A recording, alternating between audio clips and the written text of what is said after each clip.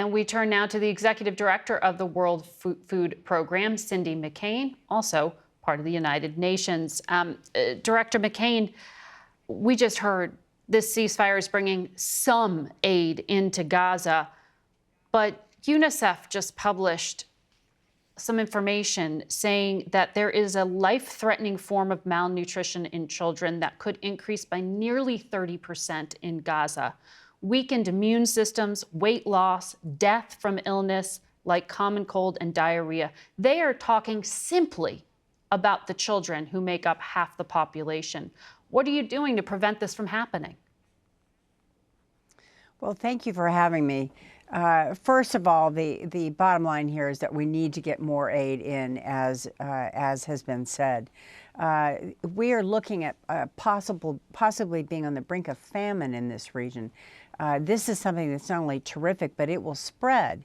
And with that comes disease and everything else that you can imagine. Bottom line, we need more trucks in, we need more aid in, we need to be able to have more access to be able to distribute the aid. And you know, hopefully maybe a longer time to do that, not just 4 days.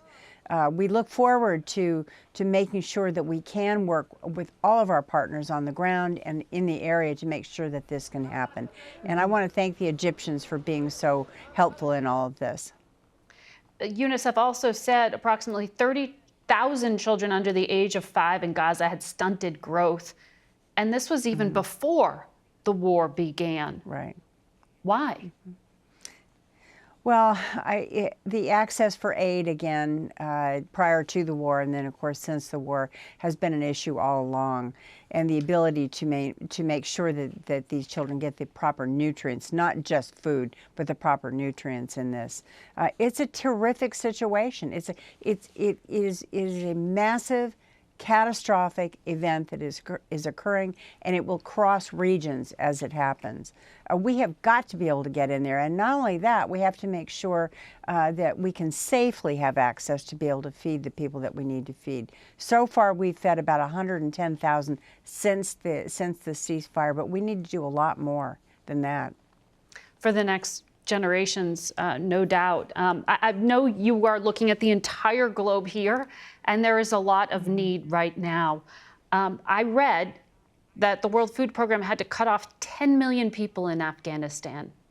In Africa, you've announced you have to end food aid for more than 1 million people in Chad, suspend aid in Nigeria, in CAR and Cameroon.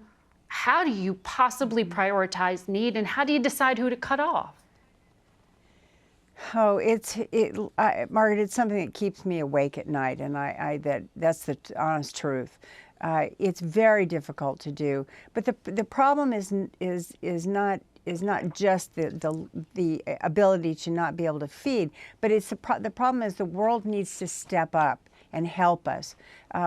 Cutting off 10 million people, primarily women and children in Afghanistan, it's deadly. It will kill the country. So we've got to be able to make sure that we can get aid in, and more importantly, we need our countries around the world, not just the United States, but every country in the world, to step up and help us to feed people who cannot feed themselves. The last time we spoke, you emphasized that some countries could provide technology, advice on how to do it if they don't want to kick in money. China, of course, is one of those countries that's been pressed to do more here. Are you seeing anything more? Well, I'm seeing other countries, yes, step up and offer things and begin to work with us on a daily basis to see how we can better improve not just what we give, but how it's grown and can be grown with less water, more technology.